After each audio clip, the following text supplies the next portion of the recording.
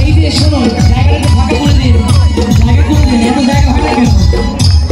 বৃন্দাবনের রাসমঞ্চে ভক্ত নয়, রাধামাতে কৃষ্ণ নাচে।